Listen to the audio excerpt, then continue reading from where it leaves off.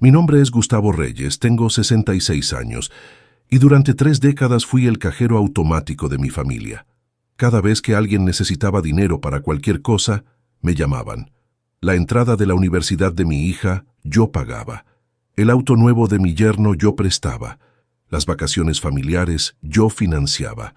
Durante 30 años abrí mi billetera sin decir que no una sola vez, hasta el día en que finalmente me negué a pagar algo que consideraba innecesario. Y mi propia hija me miró a los ojos y me dijo que yo era un egoísta.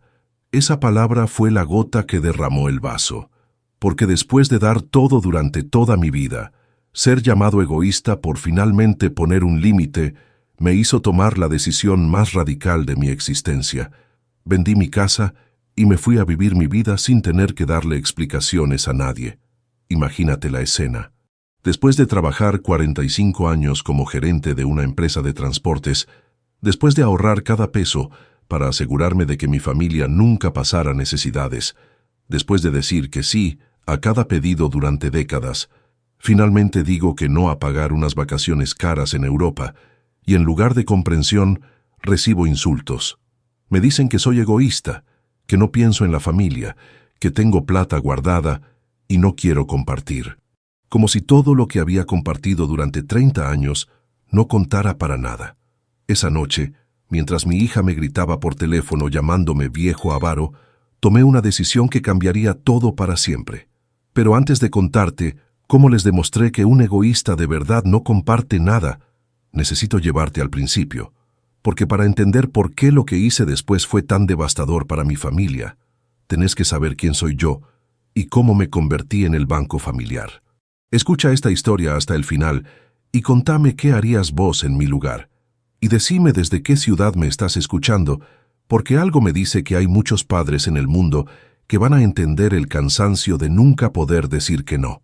Me llamo Gustavo Reyes y nací en 1957, en una familia de clase trabajadora donde cada peso se ganaba con esfuerzo. Mi padre era camionero y mi madre trabajaba limpiando casas. Me enseñaron desde chico que el trabajo duro era la única manera de salir adelante. Estudié contabilidad en una universidad pública mientras trabajaba de noche como cajero en un supermercado. Me recibí a los 25 años y conseguí trabajo inmediatamente en una empresa de transportes. Cuando tenía 28 años conocí a Irene, una mujer hermosa que trabajaba como administrativa en la misma empresa. Nos casamos en 1986, después de 2 años de noviazgo. Yo ya había ascendido a supervisor y ganaba lo suficiente para alquilar un departamento decente. Irene siguió trabajando, y entre los dos teníamos buenos ingresos para ser una pareja joven. Éramos ambiciosos y teníamos planes de comprar casa propia y formar una familia. En 1988 nació nuestra única hija, Fernanda.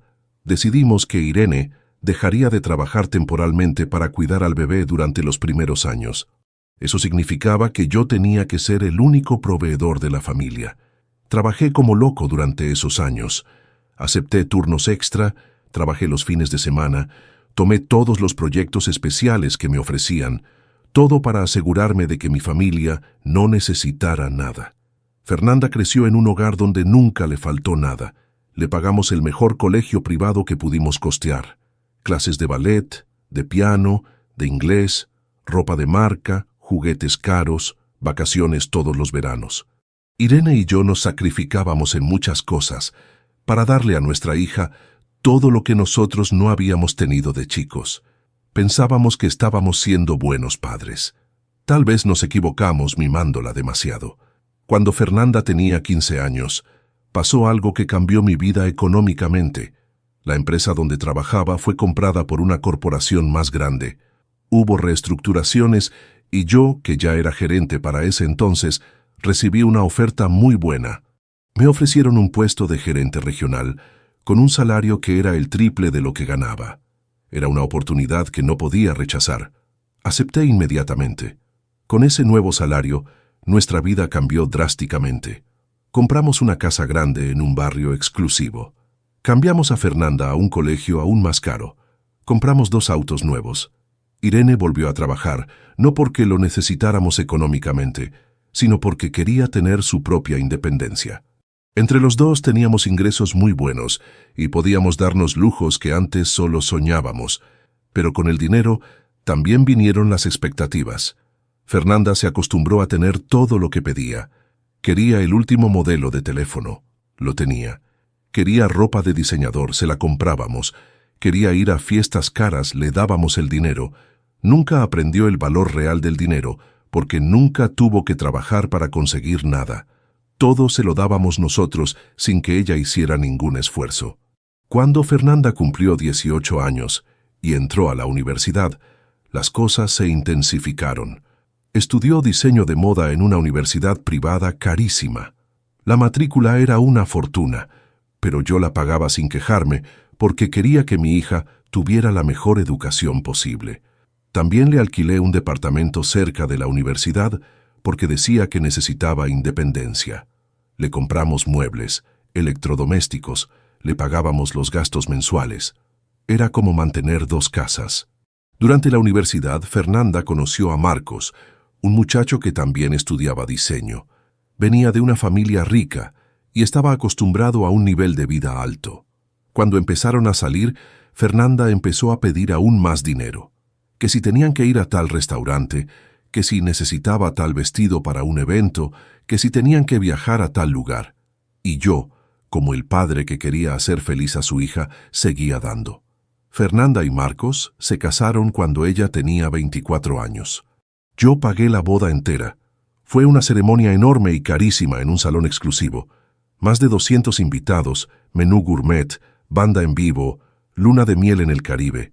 Gasté el equivalente a un año de mi salario en esa boda, pero era mi única hija, y quería que tuviera el día perfecto.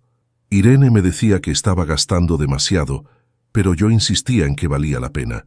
Después de la boda, esperaba que Fernanda y Marcos se independizaran económicamente. Ambos tenían título universitario y podían conseguir buenos trabajos, pero en lugar de eso siguieron dependiendo de mí. Fernanda abrió un pequeño taller de diseño que nunca fue rentable. Marcos trabajaba como freelance ganando muy poco, y cada mes me pedían ayuda económica para pagar el alquiler, los servicios, los gastos básicos. Yo seguía dando. Les pagaba el alquiler cuando no les alcanzaba. Les prestaba dinero para sus proyectos que nunca me devolvían. Les compraba cosas que según ellos necesitaban para sus trabajos. Durante 5 años fui su principal fuente de ingresos. Y cada vez que Irene me decía que tenía que dejar de mantenerlos, yo respondía que eran jóvenes y necesitaban tiempo para establecerse. Cuando Fernanda tuvo su primer hijo, mi nieto Bruno, pensé que las cosas cambiarían, que la responsabilidad de ser padres los haría madurar económicamente. Pero pasó lo contrario. Ahora necesitaban aún más dinero. Para el pediatra privado, para la ropa del bebé, para los pañales caros, para la niñera, para todo. Y yo seguía abriendo mi billetera. Irene y yo empezamos a tener problemas en nuestro matrimonio por este tema. Ella me decía que estaba permitiendo que nuestra hija nos usara como banco, que Fernanda ya tenía 30 años y tenía que aprender a mantenerse sola, que estábamos gastando dinero que deberíamos estar ahorrando para nuestra vejez, pero yo no quería escuchar. Seguía convencido de que estaba ayudando a mi familia y que eventualmente Fernanda se iba a independizar. Las peleas con Irene se intensificaron. Ella había empezado a juntar dinero en secreto porque decía que yo le daba todo a Fernanda y no pensaba en nuestro futuro. Yo me enojaba diciéndole que era egoísta, que cómo podía pensar en nosotros cuando nuestra hija y nuestro nieto necesitaban ayuda. Las discusiones eran cada vez más frecuentes y más fuertes. Hasta que hace 3 años, Irene me dio un ultimátum. Me dijo que o empezaba a poner límites a Fernanda o ella se iba a separar de mí, que no podía seguir viendo cómo yo regalaba nuestro futuro para mantener a una hija de 30 años que no quería trabajar de verdad, que tenía que elegir entre mi esposa y seguir siendo el cajero automático de Fernanda. Fue una conversación dura que me obligó a reflexionar sobre lo que estaba pasando. Decidí intentar poner algunos límites. Le dije a Fernanda que ya no iba a pagarle el alquiler todos los meses, que ella y Marcos tenían que encontrar la manera de cubrirlo con sus propios ingresos. Fernanda lloró. Me dijo que la estaba abandonando, que cómo podía hacerle eso cuando ella tenía un bebé. Pero me mantuve firme. Por primera vez en mi vida le dije que no a mi hija. Fernanda y Marcos tuvieron que mudarse a un departamento más barato. Fernanda tuvo que cerrar su taller y conseguir un trabajo con sueldo fijo en una tienda de ropa. Marcos también consiguió un trabajo estable. Durante 6 meses, parecía que finalmente habían madurado y se estaban haciendo cargo de sus vidas. Irene estaba orgullosa de mí por haber puesto límites. Pensábamos que el problema estaba resuelto, pero entonces Irene enfermó. Empezó con síntomas que parecían simples: cansancio, dolores de cabeza, problemas digestivos. Fue al médico pensando que era estrés, pero después de varios estudios le diagnosticaron cáncer, un cáncer agresivo que requería tratamientos caros e inmediatos. Nuestro mundo se derrumbó en una tarde de consulta médica. Los siguientes 2 años fueron una pesadilla. Irene luchó contra el cáncer con todos los tratamientos disponibles: quimioterapia, radiación, cirugías, medicamentos experimentales. Gasté todos nuestros ahorros en su tratamiento. Vendimos el auto más nuevo, hipotequé la casa. Pedí préstamos. Hice todo lo que pude para salvarla. Pero el cáncer era más fuerte que cualquier tratamiento. Durante la enfermedad de Irene, Fernanda volvió a su antiguo comportamiento. Me pedía dinero constantemente, que si Bruno necesitaba algo, que si tenían que pagar una deuda, que si necesitaba ayuda con los gastos. Yo le explicaba que todo mi dinero estaba yendo al tratamiento de su madre, que no podía ayudarla como antes, pero ella insistía. Decía que entendía la situación, pero que igual necesitaba ayuda, que no podía dejar de pagar sus cuentas solo porque su mamá estaba enferma. Irene murió hace 1 año. Yo tenía 65 años y me quedé viudo, económicamente destruido y emocionalmente destrozado. Había gastado más de 200,000 pesos en tratamientos que no funcionaron. La casa estaba hipotecada. Tenía deudas por todos lados. Y mi hija, en lugar de apoyarme en mi duelo, seguía pidiéndome dinero como si nada hubiera pasado. Después del funeral, traté de reconstruir mi vida económicamente. Me faltaba 1 año para jubilarme y necesitaba ese último año de trabajo para tener una jubilación decente. Empecé a pagar las deudas poco a poco. Dejé de darle dinero a Fernanda, explicándole que no tenía de dónde sacar. Ella se enojó. Me dijo que era injusto, que después de todo lo que ella había soportado durante la enfermedad de su madre, ahora yo no la ayudara. Soportado. Esa palabra me dolió profundamente. Su madre había muerto y ella hablaba de lo que había soportado, como si la enfermedad y muerte de Irene hubiera sido una inconveniencia para ella en lugar de una tragedia familiar. Pero no dije nada. Estaba demasiado cansado emocionalmente para pelear. Los meses pasaron y yo seguí trabajando y pagando deudas. Fernanda seguía llamando pidiendo dinero, pero yo me mantenía firme diciendo que no. Las llamadas se volvieron menos frecuentes, las visitas también. Era evidente que cuando no había dinero de por medio, ella no tenía mucho interés en mantener contacto conmigo. Era una realización dolorosa pero necesaria. Hace 6 meses me jubilé finalmente. Mi jubilación no era gran cosa después de haber tenido que pagar tantas deudas, pero alcanzaba para vivir modestamente. Decidí vender la casa grande donde había vivido con Irene. Era demasiado grande para mí solo, y además seguía hipotecada. Con la venta pude pagar la hipoteca y las deudas restantes. Me quedó una suma decente que invertí para tener ingresos extra mensuales. Me mudé a un departamento pequeño pero cómodo. 2 ambientes, bien ubicado, cerca de todo lo que necesitaba. Era más que suficiente para mí. Por primera vez en décadas me sentía libre económicamente. No tenía deudas, no tenía gastos exagerados, no tenía que mantener a nadie más que a mí mismo. Era una sensación liberadora. Fernanda se enteró de la venta de la casa y me llamó furiosa. «¿Cómo pudiste vender la casa sin consultarme?», me gritó. «Esa casa era parte de mi herencia. No tenías derecho a venderla sin hablar conmigo primero».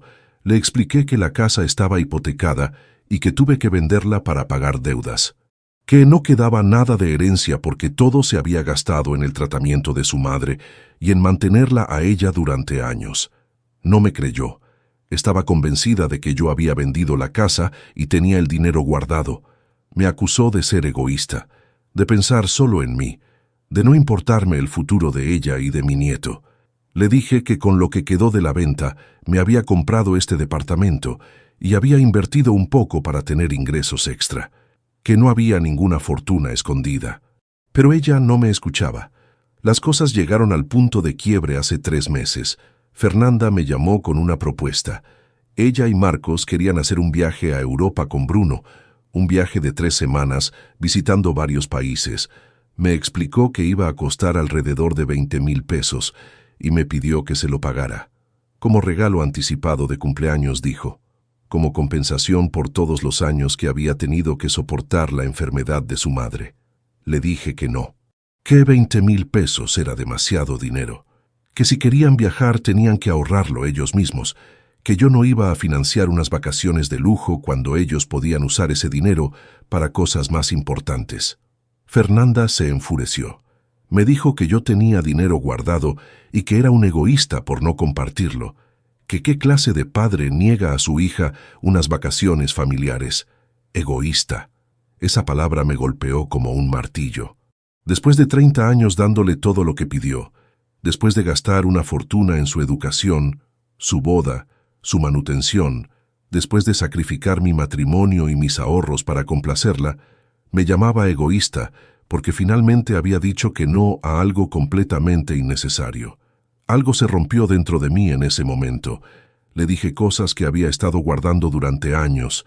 Le dije que la había malcriado dándole todo sin que aprendiera el valor del trabajo, que había permitido que se convirtiera en una persona que solo me veía como fuente de dinero, que su madre había muerto en parte por el estrés de verme gastar todo nuestro futuro en mantenerla a ella, que estaba cansado de ser el cajero automático de la familia, y que no iba a seguir dándole dinero para sus caprichos.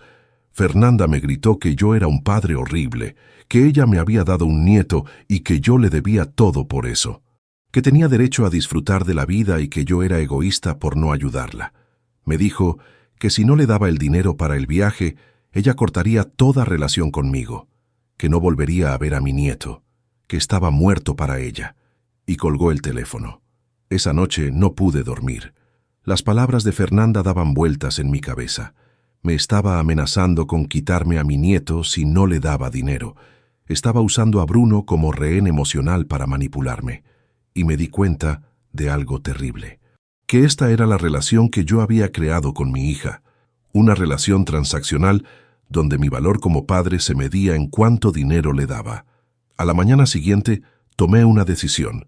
No iba a ceder al chantaje. No iba a darle el dinero para el viaje. Y si ella quería cortar relación conmigo, que lo hiciera. Porque una relación basada en dinero no era una relación real. Era una forma de prostitución familiar donde yo pagaba por atención y afecto y estaba cansado de pagar. Pasaron 2 semanas sin noticias de Fernanda. Yo me mantuve firme en mi decisión, aunque dolía no saber de mi nieto. Entonces recibí una llamada de Marcos. «Don Gustavo», me dijo con una voz conciliadora, «necesitamos hablar. Fernanda está muy dolida y yo creo que podemos resolver esto como familia. ¿Por qué no viene a cenar a casa y conversamos tranquilos?» Acepté ir a la cena pensando que tal vez Fernanda había reflexionado, que tal vez entendía por qué yo no podía seguir dándoles dinero para todo. Cuando llegué a su departamento, me recibieron con sonrisas falsas. Durante la cena hablaron de todo excepto del tema del viaje, hasta que después del postre, Marcos sacó unos papeles. «Don Gustavo», me dijo, «tenemos una propuesta. Entendemos que no quiere darnos el dinero para el viaje directamente, pero podría prestárnoslo.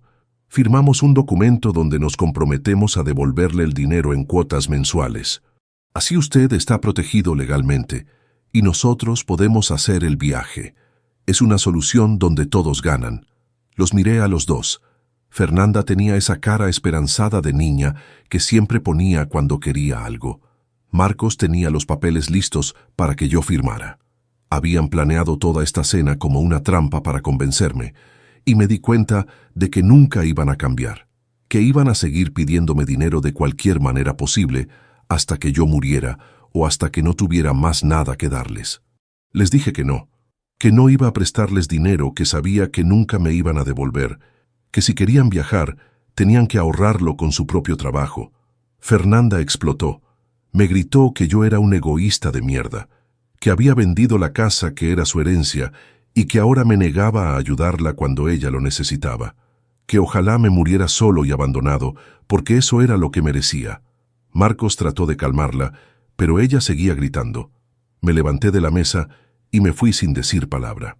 Mientras caminaba hacia la puerta, escuchaba a Fernanda gritar que no volviera nunca más, que ella no necesitaba un padre egoísta que no apoyaba a su familia, que Bruno iba a crecer sin conocerme porque yo había elegido el dinero sobre mi propia familia.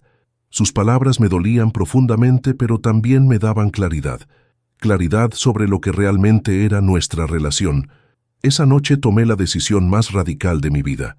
Si Fernanda me veía solo como fuente de dinero, entonces cuando no hubiera dinero disponible, ella no tendría razón para estar en mi vida.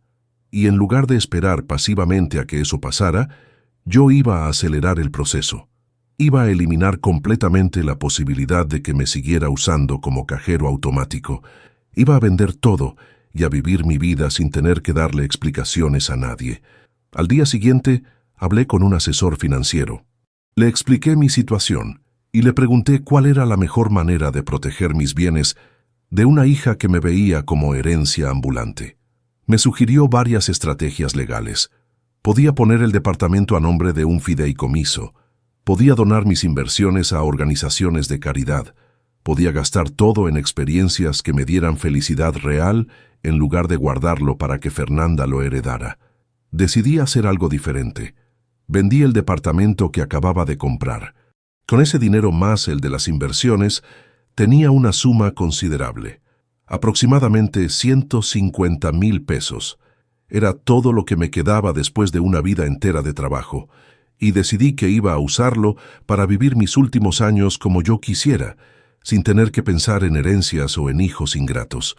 Compré un apartamento pequeño en una ciudad costera a 5 horas de donde vivía, un lugar tranquilo donde podía ver el mar desde mi ventana. No era lujoso, pero era perfecto para mí. Con lo que me sobró del dinero, contraté los servicios de una agencia de viajes especializada en turismo para adultos mayores. Planeé viajes a lugares que siempre había querido conocer. Argentina, Chile, Perú, lugares que nunca visité, porque siempre estaba ahorrando para el próximo pedido de dinero de Fernanda. Antes de mudarme, llamé a Fernanda para informarle de mi decisión. Le dije que había vendido el departamento y que me iba a vivir a la costa, que iba a gastar mi dinero en vivir bien mis últimos años, que no iba a haber herencia, porque todo lo que tenía lo iba a usar yo, y que si ella quería tener una relación conmigo basada en amor y no en dinero, sabía cómo contactarme. Fernanda me escuchó en silencio. Cuando terminé de hablar, solo dijo: «Haz lo que quieras, viejo egoísta», y colgó. Me mudé a mi apartamento costero hace 4 meses. Han sido los 4 meses más tranquilos de mi vida en décadas. Me despierto viendo el mar. Desayuno en la terraza escuchando las olas. Camino por la playa todas las mañanas. He conocido a otros jubilados que también eligieron vivir acá y hemos formado un grupo de amigos. Jugamos cartas, organizamos asados, vamos juntos a excursiones. Es una vida simple pero llena de paz. También he empezado a viajar. El mes pasado fui a Mendoza. Conocí las bodegas, probé vinos excelentes, recorrí la cordillera. Gasté dinero en experiencias que me hicieron feliz. Dinero que antes habría guardado pensando en la herencia de Fernanda. Pero ahora entiendo que ese dinero es mío, que lo gané con mi trabajo, y que tengo derecho a disfrutarlo sin sentir culpa. No he sabido nada de Fernanda en estos 4 meses. No me ha llamado, no me ha escrito. Es como si yo hubiera muerto para ella en el momento en que dejé de ser útil económicamente. Y aunque duele no saber de mi nieto Bruno, también me da claridad sobre lo que realmente éramos como familia. Una transacción económica disfrazada de amor familiar. Pero hace 2 semanas recibí una llamada inesperada. Era Marcos. «Don Gustavo», me dijo con una voz incómoda, «necesito hablar con usted. Fernanda no sabe que lo estoy llamando, pero creo que es importante que sepa algunas cosas». Le dije que podía hablar con confianza. Me contó que después de que me fui a la costa, Fernanda esperó que yo cambiara de opinión, que pensó que era una rabieta temporal y que eventualmente volvería a darle dinero. Cuando quedó claro que yo hablaba en serio, Fernanda buscó otras fuentes de dinero. Le pidió prestado a su madre, a Irene, pero obviamente Irene ya no estaba. Trató de pedirle prestado a amigos, pero nadie quería darle esas sumas grandes. Intentó sacar préstamos bancarios, pero no calificaba, porque sus ingresos no eran suficientes, y finalmente tuvo que aceptar que no iba a poder hacer el viaje a Europa que tanto quería. Marcos me dijo que esa fue la primera vez que Fernanda realmente entendió que no podía vivir siempre de lo que otros le daban, que tuvo que enfrentar la realidad de que su nivel de vida dependía de su propio trabajo, que nadie más iba a financiar sus caprichos. Fue una lección dura, me dijo Marcos, pero necesaria, y quería que usted supiera que aunque Fernanda está enojada, yo creo que usted hizo lo correcto. Alguien tenía que enseñarle esa lección. Le pregunté por Bruno, mi nieto. Marcos me dijo que el niño preguntaba por mí, que no entendía por qué el abuelo ya no venía a visitarlo. Le expliqué a Marcos que las puertas de mi vida estaban abiertas para Bruno, que cuando fuera más grande y pudiera tomar sus propias decisiones, iba a poder venir a visitarme cuando quisiera, pero que mientras Fernanda lo usara como rehén emocional para manipularme, yo no iba a ceder. Marcos entendió y me prometió que cuando Bruno fuera adolescente, le explicaría dónde encontrarme. Esa conversación me dio algo de paz, saber que al menos Marcos entendía lo que había pasado, que no todos me veían como el villano egoísta de la historia, y saber que eventualmente Bruno podría buscarme si quería tener una relación genuina con su abuelo. Era suficiente por ahora. He reflexionado mucho en estos meses sobre dónde me equivoqué como padre, y creo que el error fundamental fue nunca enseñarle a Fernanda el valor del esfuerzo. Le di todo sin que ella tuviera que trabajar para conseguirlo. Creó en ella una mentalidad de que merecía todo solo por existir, y cuando finalmente traté de enseñarle que las cosas se ganan con trabajo, ya era demasiado tarde. Había formado una adulta que esperaba que la vida le diera todo en bandeja de plata. También entendí que Irene tenía razón en todas sus advertencias. Ella veía lo que estaba pasando mucho antes que yo. Veía que estábamos criando a una persona dependiente y caprichosa. Pero yo no quería escuchar. Estaba tan enfocado en ser el padre generoso que nunca dice que no vi el monstruo que estaba creando. Y eso destruyó nuestro matrimonio, y probablemente aceleró la muerte de Irene por el estrés constante. Pero también he aprendido que nunca es demasiado tarde para cambiar, que a los 66 años todavía puedo tomar control de mi vida, que puedo decidir cómo quiero vivir mis últimos años, que no tengo que seguir siendo el cajero automático de nadie, y que está bien ser egoísta cuando el egoísmo significa cuidarte a vos mismo después de décadas de cuidar a otros. Mis amigos acá en la costa me han enseñado mucho. Uno de ellos, don Arturo, tiene 70 años y pasó por algo similar con su hijo. Me dijo algo que me quedó grabado. Gustavo, me dijo, hay una diferencia entre ser generoso y ser tonto. Generoso es ayudar cuando alguien realmente necesita y valora tu ayuda. Tonto es seguir dando cuando la persona solo te ve como billetera ambulante.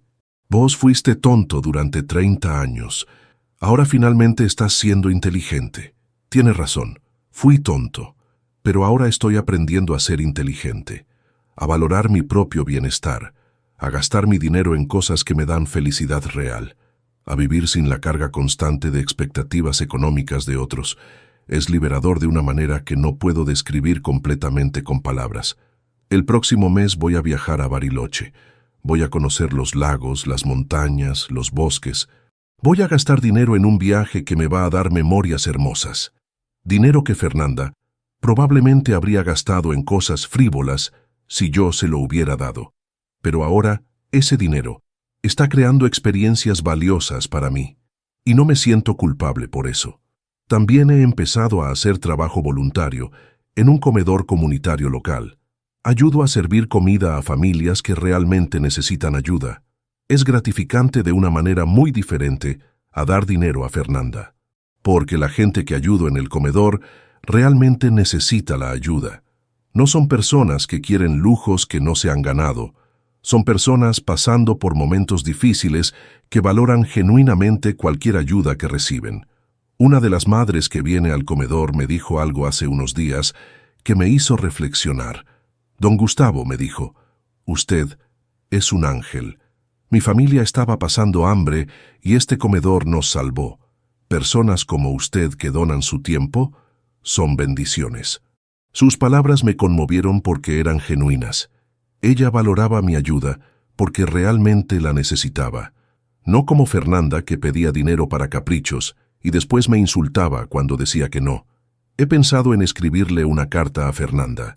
Una carta donde le explique todo lo que he aprendido en estos meses. Donde le diga que la amo, pero que el amor no significa sacrificarse hasta la autodestrucción.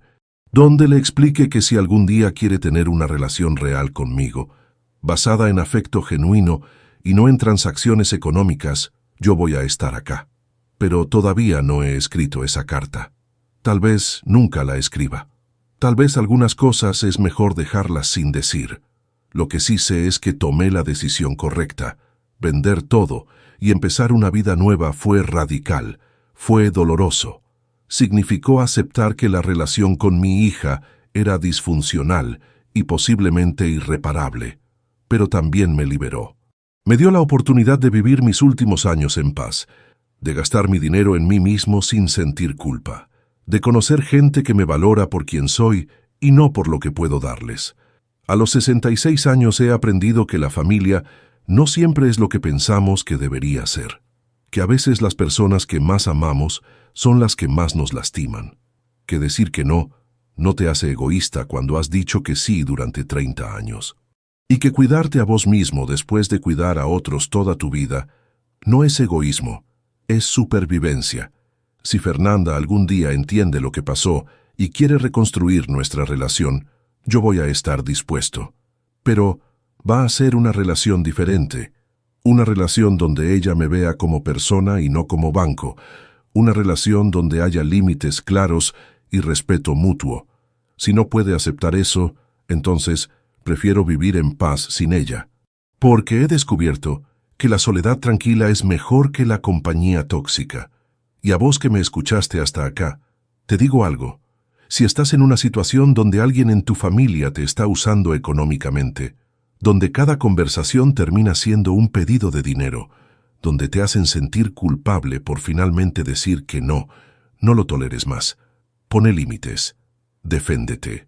Y si te llaman egoísta por cuidarte a vos mismo, recordá que probablemente sos la persona menos egoísta que conocen si has estado dando durante años. También quiero que sepas que nunca es demasiado tarde para cambiar tu vida. Yo tengo 66 años y recién ahora estoy aprendiendo a vivir para mí. Recién ahora estoy descubriendo lo que es la paz mental. Recién ahora estoy experimentando lo que es gastar dinero en algo que realmente me da felicidad. Si yo pude hacerlo a mi edad, vos también podés hacerlo a la tuya. Hace 2 días recibí una carta por correo. Era de Bruno, mi nieto. Tiene 10 años ahora, y su letra es temblorosa, pero legible. Abuelo Gustavo, decía la carta, mamá no sabe que te estoy escribiendo. Papá me ayudó a buscar tu dirección, te extraño mucho. ¿Por qué ya no vienes a vernos? Mamá dice que vos te fuiste porque no nos querés, pero yo no le creo. ¿Es verdad? ¿Podés escribirme? Te quiero mucho. Bruno. Esa carta me rompió el corazón y me lo llenó al mismo tiempo. Me rompió porque confirmó que Fernanda le estaba mintiendo a su hijo sobre mí. Le estaba diciendo que yo los había abandonado cuando la realidad era muy diferente. Pero también me llenó el corazón porque Bruno me buscó. A pesar de lo que su madre le decía, él quería saber la verdad, quería mantener contacto conmigo. Le escribí de vuelta inmediatamente. Le expliqué con palabras que un niño de 10 años pudiera entender que su abuelo lo amaba mucho, que no me había ido porque no los quisiera, que me había ido porque necesitaba vivir mi vida de una manera más tranquila, que cuando fuera más grande entendería mejor lo que había pasado, y que siempre iba a poder escribirme o visitarme cuando quisiera. Le mandé fotos del mar desde mi ventana y le conté sobre los amigos que había hecho acá. También le mandé un regalo. Un libro de aventuras que pensé que le podría gustar y algo de dinero. No mucho, solo lo suficiente para que comprara algo que quisiera. Pero le dejé claro en la carta que ese dinero era un regalo de abuelo a nieto, no una obligación, no algo que él pudiera esperar cada vez, solo un detalle porque lo extrañaba. La respuesta de Bruno llegó 2 semanas después. Me contaba sobre el colegio, sobre sus amigos, sobre el libro que le había mandado y que ya estaba leyendo. Y al final de la carta había algo que me hizo llorar. Abuelo, escribió, mamá encontró tu carta y se enojó mucho. Dice que no puedo escribirte más, pero papá dice que cuando sea más grande puedo ir a visitarte si quiero. Así que voy a esperar. Te quiero y te extraño. Bruno. Esa carta me confirmó algo que ya sospechaba, que Marcos estaba tratando de mantener viva la posibilidad de que Bruno y yo tuviéramos una relación. Que él entendía que el conflicto era entre Fernanda y yo, no entre Bruno y yo, y que eventualmente, cuando Bruno fuera adolescente y pudiera tomar sus propias decisiones, iba a poder buscarme. Era suficiente esperanza para seguir adelante. He estado pensando mucho sobre el concepto de herencia en estos últimos meses. Durante años, asumí que mi responsabilidad como padre era dejarle algo material a mi hija. Una casa, dinero, bienes. Pensaba que eso era lo que significaba ser un buen padre. Pero ahora entiendo que estaba equivocado. La herencia más valiosa no son las cosas materiales, son los valores, las lecciones, el ejemplo de cómo vivir con dignidad. Fernanda va a heredar muy poco de mí económicamente. Probablemente cuando yo muera, solo quedará este apartamento pequeño y algo de dinero en el banco. No va a ser la fortuna que ella esperaba, pero eso es porque elegí gastar mi dinero en vivir bien mis últimos años, en crear memorias, en ayudar a gente que realmente necesita ayuda. Y no me arrepiento de esa decisión, pero hay otra herencia que le estoy dejando a Bruno, aunque sea indirectamente. La herencia de saber que su abuelo tuvo el coraje de cambiar su vida a los 66 años, que eligió su propia felicidad sobre las expectativas de otros, que defendió sus límites incluso cuando lo llamaron egoísta. Algún día, cuando Bruno sea adulto, espero que entienda el valor de esas lecciones. Los amigos que he hecho acá en la costa se han convertido en una especie de familia elegida. Somos un grupo de 5 jubilados que nos juntamos regularmente. Don Arturo, que tiene 70 años y también tuvo problemas con hijos codiciosos. Doña Marta, que tiene 68 y decidió vivir sola después de enviudar en lugar de mudarse con sus hijos como ellos querían. Don Felipe, que tiene 72 y vendió su negocio para viajar por el mundo. Y Doña Rosa, que tiene 65 y dejó de hablar con su familia cuando le exigieron que les regalara su casa. Todos tenemos historias similares. Todos llegamos a esta costa huyendo de familias que nos veían como recursos en lugar de personas. Y todos encontramos aquí una paz que no teníamos antes. Nos cuidamos entre nosotros. Si alguien se enferma, los demás estamos ahí. Si alguien necesita compañía, organizamos algo. Si alguien necesita ayuda con trámites o compras, nos ayudamos. Es una comunidad real basada en afecto genuino y no en obligaciones o expectativas económicas. Don Arturo me dijo algo hace unos días que resume perfectamente lo que todos sentimos. Gustavo, me dijo mientras tomábamos mate mirando el mar, ¿sabes cuál es la diferencia entre esta familia que formamos acá y las familias que dejamos atrás? Acá nadie nos pide nada, solo disfrutan de nuestra compañía, y esa es la familia más valiosa que podés tener. La que te quiere por quien sos, no por lo que tenés. Tiene toda la razón. Esta familia elegida me valora por mi presencia, por mis conversaciones, por mi amistad, no por mi billetera. Y esa es una sensación que no había experimentado con mi familia biológica en décadas. Con Fernanda, cada interacción tenía un componente económico. Con estos amigos, las interacciones son puras, solo humanos, disfrutando de la compañía de otros humanos. El próximo mes varios de nosotros vamos a hacer un viaje juntos a Córdoba. Vamos a conocer las sierras, los pueblitos, las antiguas estancias jesuíticas.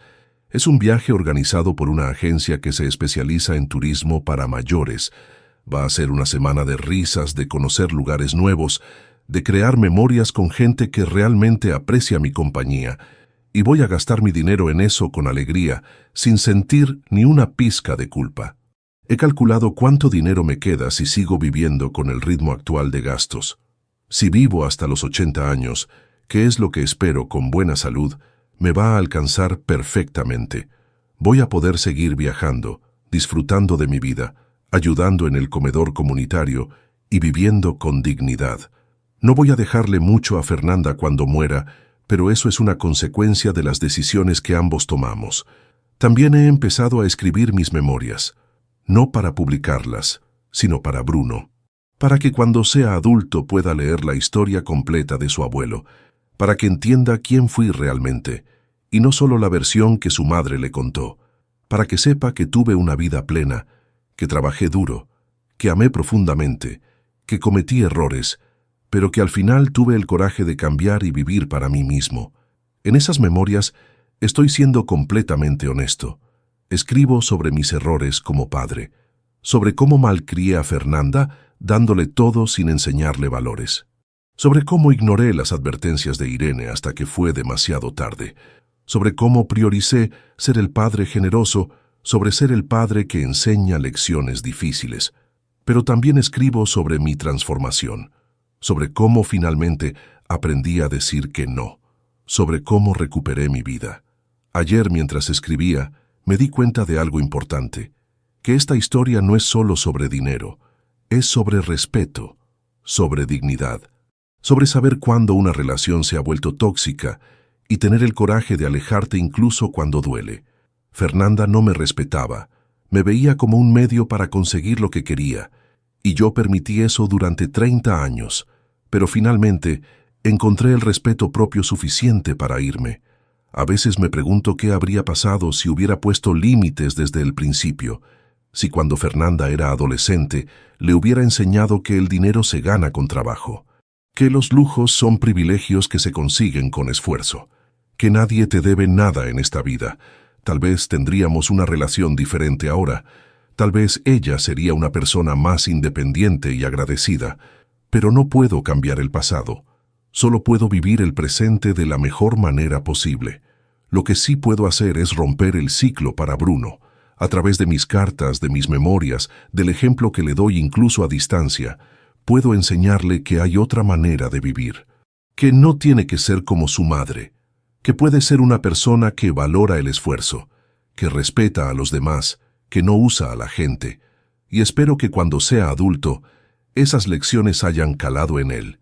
La semana pasada fui al comedor comunitario como hago todos los miércoles. Mientras servía comida, una señora mayor se acercó y me agradeció. «Don Gustavo», me dijo, «usted es una persona muy generosa. Viene acá todas las semanas a ayudar sin pedir nada a cambio. Eso habla muy bien de su corazón».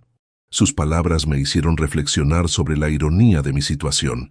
Mi hija me llama egoísta, pero esta señora que no me conoce de nada me llama generoso.